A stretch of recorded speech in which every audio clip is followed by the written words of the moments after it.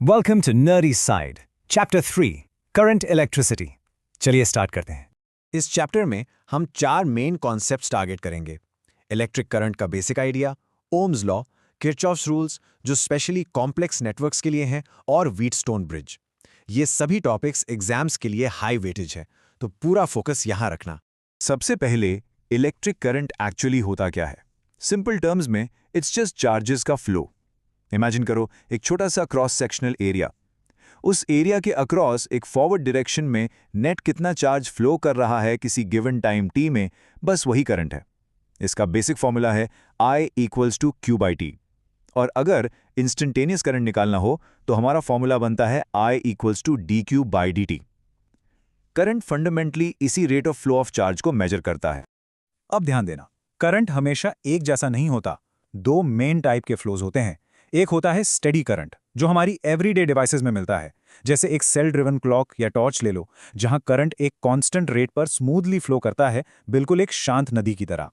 दूसरा होता है ट्रांजिएंट करंट। इसका सबसे बढ़िया एग्जाम्पल है लाइटनिंग स्ट्राइक्स, यानी बिजली का गिरना।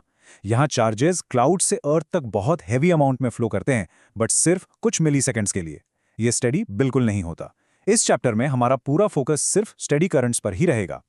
अब आते हैं उस लॉ पर जो करंट इलेक्ट्रिसिटी का ऑलमोस्ट बेस है, ओम्स लॉ। अगर एक कंडक्टर के एंड्स के बीच पोटेंशियल डिफरेंस V है और उसमें से करंट I फ्लो कर रहा है, तो ओम्स लॉ कहता है कि V is directly proportional to I, यानी V = R × I। यहां पर जो कैपिटल R है वो कांस्टेंट ऑफ प्रोपोर्शनैलिटी है, जिसे हम रेजिस्टेंस कहते हैं। इसकी SI यूनिट ओम्स होती है। रेजिस्टेंस बेसिकली कंडक्टर की वो प्रॉपर्टी है जो करंट के स्मूथ फ्लो को रोकने की कोशिश करती है। लेकिन एक वार्निंग है यहाँ, ओम्स लॉ कोई यूनिवर्सल लॉ ऑफ नेचर नहीं है जिसे हर चीज फॉलो करेगी। बहुत सारे एक्सेप्शंस एग्जिस्ट करते हैं।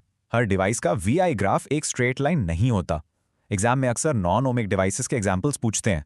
एक क्लासिक एग्जाम्पल है डायोड, जहां VI रिलेशनशिप लीनियर नहीं होती और वोल्टेज का साइन रिवर्स करने पे करंट का मैग्नीट्यूड सेम नहीं रहता। एक और मटीरियल है गैलियम आर्सेनाइड, जिसमें सेम करंट के लिए एक से ज्यादा वोल्टेज वैल्यूज हो सकती हैं। तो ये फॉर्मूला तभी लगाना जब कंडक्टर एक्सप्लिसिटली ओमिक दिया हो। अब रेजिस्टेंस R को थोड़ा फिजिकली समझते हैं। रेजिस्टेंस सिर्फ मटेरियल टाइप पर डिपेंड नहीं करता, बल्कि उसके डायमेंशंस पर भी डीपली डिपेंड करता है। अब इंपॉर्टेंट फॉर्मूला देखते हैं। R = ρ × L / A। यहाँ L है कंडक्टर की लेंथ और A है क्रॉस सेक्शनल एरिया। और ये जो सिंबल ρ है, इसको बोलते हैं रेजिस्टिविटी। ध्यान रखना, रेजिस्टेंस और रेजिस्टिविटी बिल्कुल अलग हैं। रेजिस्टिविटी एक ऐसी फंडामेंटल प्रॉपर्टी है जो सिर्फ मटेरियल और टेम्परेचर पर डिपेंड करती है, उसकी लेंथ या एरिया पर नहीं। इस डायमेंशन वाले कंसेप्ट की रियल इंट्यूशन समझते हैं। इमेजिन कीजिए एक रेक्टेंगुलर स्लैब। अगर हम इसकी लेंथ यानी L को बढ़ा दें तो करंट को ट्रैवल करने के लिए ज़्यादा लंबा रास्ता तय करना पड़ेगा, मतलब रुकावट या रेजिस्टेंस बढ़ जाएगी। वहीं अगर हम इसका क्रॉस सेक्शनल एरिया यानी A बढ़ा दें तो रास्ता चौड़ा हो जाएगा और चार्जेस और भी इजीली फ्लो करेंगे, जिसका मतलब है रेजिस्टेंस कम हो जाएगी। अगर यहाँ तक कॉन्सेप्ट्स एकदम क्लियर लग रहे हैं तो एक बार हाइप जरूर करना। चलिए अब आगे बढ़ते हैं। सिंपल सर्किट जहां सीरीज और पैरेलल कॉम्बिनेशंस विजिबली दिख जाते हैं, वहां आपका बेसिक ओम्स लॉ से काम चल जाता है। लेकिन एग्जाम्स में डायरेक्टली आते हैं कॉम्प्लेक्स नेटवर्क्स, जहां मल्टीपल सेल्स और रेजिस्टर्स आपस में इंटरकनेक्टेड होते हैं। वहां आपका नॉर्मल इक्विवेलेंट रेजिस्टेंस का लॉजिक कंप्लीटली फेल हो जाता है। ऐसे नेटवर्क्स को सिस्टमैटिकली सॉल्व करने के लिए ही हमें किरचॉफ्स रूल्स की जरूरत पड़ती है। किरचॉफ के सर्किट प्रॉब्लम्स अप्रोच करने का एक exact step by step method होता है। स्टेप 1, सर्किट डायग्राम में हर ब्रांच के लिए एक अननोन करंट असाइन करो, प्रॉपर एरोस के साथ। स्टेप 2, उन्हीं वेरिएबल्स को मिनिमाइज करने के लिए जंक्शन रूल लगाओ। Step 3, different close loops identify करो और उनमें लूप रूल अप्लाई करके इक्वेशंस बनाओ। और स्टेप 4, जो साइमल्टेनियस इक्वेशंस आएंगी उनको केयरफुली सॉल्व करो। एक अच्छा न्यूमेरिकल फ्लो हमेशा यही होना चाहिए। पहले क्वेश्चन रीड करके वेरिएबल समझो, फिर इक्वेशंस का थिंकिंग प्रोसेस सेट करो, फाइनली सॉल्व करो और एग्जैक्ट आंसर निकालो। पहला रूल समझते हैं, जंक्शन रूल। ये बहुत ही सिंपल लॉजिकल स्टेटमेंट है। किसी भी जंक्शन पर जितना करंट एंटर करेगा उतना ही करंट एग्जैक्टली लीव करेगा। ऐसा क्यों? क्योंकि चार्जेस किसी भी पॉइंट पर सडनली इकट्ठे या गायब नहीं हो सकते। ये specifically law of conservation of charge पर बेस्ड है। एग्जाम में ये line as an MCQ directly आती है, सो ध्यान रखना कि junction rule equals charge conservation. दूसरा रूल है लूप रूल। ये थोड़ा ट्रिकी हो सकता है। इसके हिसाब से किसी भी क्लोज्ड सर्किट लूप में सारे पोटेंशियल चेंजेस का अलजेब्रिक सम हमेशा 0 होता है, मतलब net delta V equals to 0। इसका फिजिकल मीनिंग ये है कि अगर आप सर्किट में घूमकर वापस अपने स्टार्टिंग पॉइंट पर आते हो तो नेट एनर्जी का कोई गेन या लॉस नहीं होता। इसीलिए loop rule law of conservation of energy का डायरेक्ट कॉन्सिक्वेंस है। यहाँ वोल्टेज ड्रॉप्स और गेन्स का एक्यूरेट ट्रैक रखना बहुत क्रूशियल है। एक classic board level messy circuit को अप्रोच करने का लॉजिक अपने नोट्स में ऐड कीजिए। सबसे पहले unknown branch currents like I1, I2, I3 arrows के साथ जंक्शंस पे असाइन किए जाते हैं। एक बार वेरिएबल सेट हो गए, उसके बाद बस क्लोज्ड लूप्स को पकड़ना है।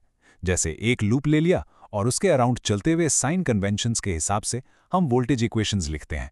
ये अप्रोच एक बार दिमाग में सेट हो गई तो कोई भी न्यूमेरिकल आपको हिला नहीं सकता। किरचॉफ्स रूल्स का एक बहुत इंपॉर्टेंट प्रैक्टिकल एप्लीकेशन है व्हीटस्टोन ब्रिज। इस स्पेसिफिक लेआउट में 4 रेजिस्टर्स होते हैं, R1, R2, R3 और R4। इनके वर्टिसेस B और D के बीच में एक गैल्वेनोमीटर कनेक्ट होता है, जिसे हम गैल्वेनोमीटर आर्म कहते हैं। ये स्पेसिफिक ब्रिज सर्किट एक स्पेशल कंडीशन शो करता है जो हमारी अननोन रेजिस्टेंस निकालने के लिए बहुत काम आती है। और वो स्पेशल कंडीशन है बैलेंस्ड ब्रिज कंडीशन।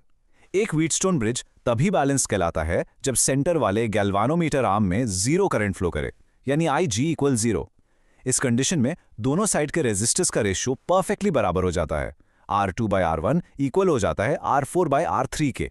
ये फॉर्मूला एग्जाम्स में डायरेक्ट पॉइंट्स देता है, लेकिन स्ट्रिक्ट पॉइंट टू नोट, ये फॉर्मूला सिर्फ और सिर्फ तब यूज होगा जब सेंट्रल करंट क्लियरली 0 दिया हो। आप फॉर्मूलाज क्लियर हैं तो यूनिट एरर से बचना भी सीखना है। ये टेबल एक अल्टीमेट चीट शीट है। डायमेंशनल फॉर्मूलाज और यूनिट्स फिजिक्स एग्जाम्स में अक्सर हिडन मार्क्स काटते हैं। जैसे रेजिस्टिविटी की यूनिट सिर्फ ओम्स नहीं, ओम मीटर होती है। अपने नोट्स में इस टेबल को डेफिनेटली उतार लो। रिवीजन के वक्त ये लिस्ट आपके बहुत मार्क्स बचाएगी। और हाँ, अगर अब तक लेक्चर हेल्पफुल लग रहा है तो एक बार हाइप जरूर करना। अब आते हैं एक बहुत जरूरी टॉपिक पर, कॉमन मिस्टेक्स। पेपर अटेम्प्ट करते वक्त मैक्सिमम स्टूडेंट्स कहाँ फंसते हैं? पहला पिटफॉल है लूप रूल के टाइम पर रॉन्ग साइन कन्वेंशन। कब EMF पॉजिटिव लेना है और कब नेगेटिव, इसमें बिल्कुल क्लियर माइंड रखना। दूसरा बड़ा ब्लंडर यूनिट कन्वर्जन्स में आता है। एरिया दे दिया मिलीमीटर्स में और आपने बिना मीटर स्क्वायर किए डायरेक्ट डिवाइड कर दिया। और तीसरी सबसे आम गलती है कॉम्प्लेक्स नेटवर्क्स में डायग्राम्स को ठीक से एनालाइज नहीं कर पाना। इन पिटफॉल्स को इंटेंशनली अवॉइड करने की हैबिट डाल लो। यहाँ एक छोटा सा मेमोरी ट्रिक है जो ऑब्जेक्टिव क्वेश्चंस में आपकी बहुत हेल्प करेगा। Current is a scalar, although we represent current with an arrow. हम सर्किट डायग्राम में एरो जरूर बनाते हैं डायरेक्शन दिखाने के लिए, लेकिन करंट वेक्टर नहीं होता। क्यों? क्योंकि जंक्शन पे मिलने वाले दो करंट्स सिंपल स्केलर नंबर्स की तरह डायरेक्टली ऐड होते हैं। वेक्टर्स की तरह उनके बीच का एंगल यहाँ कोई डिफरेंस क्रिएट नहीं करता। So technically current does not obey vector addition laws. Always remember, current एक स्केलर क्वांटिटी ही कंसिडर होती है। तो इस लेक्चर में हमने एग्जैक्टली क्या क्या इफेक्टिवली कवर कर लिया। हमने स्टेडी करंट के I इक्वल्स Q/T वाले लॉजिक से स्टार्ट किया, फिर V इक्वल्स टू IR से Ohm's law and then R equals to ρL/A derive किया, फिर कॉम्प्लेक्स नेटवर्क्स हैंडल करने के लिए किरचॉफ्स के चार्ज और एनर्जी कंजर्वेशन वाले बेसिक रूल्स को ब्रेक डाउन किया, और फाइनली व्हीटस्टोन ब्रिज की नल करंट कंडीशन को समझा। सारे major high yield exam concepts यहाँ इफेक्टिवली बंडल हो गए हैं। जाने से पहले एक प्योरली न्यूमेरिकल थॉट आपके माइंड में लीव कर रहा हूं। अगर हम एक गिवन वायर की लेंथ को परफेक्टली डबल कर दें और उसके क्रॉस सेक्शनल एरिया को एग्जैक्टली हाफ कर दें, तो उसकी नई रेजिस्टेंस R में क्या फाइनल चेंज आएगा? हिंट देता हूं, use the relation R equals to ρL/A। रास्ते में नई वैल्यूज पुट करो और एग्जैक्टली न्यू फैक्टर ढूंढो, क्वेश्चन रीड करो, थिंकिंग प्रोसेस सेट करो, सॉल्व करो और फाइनल आंसर निकालो। सोचना इस पर, कैलकुलेट करना,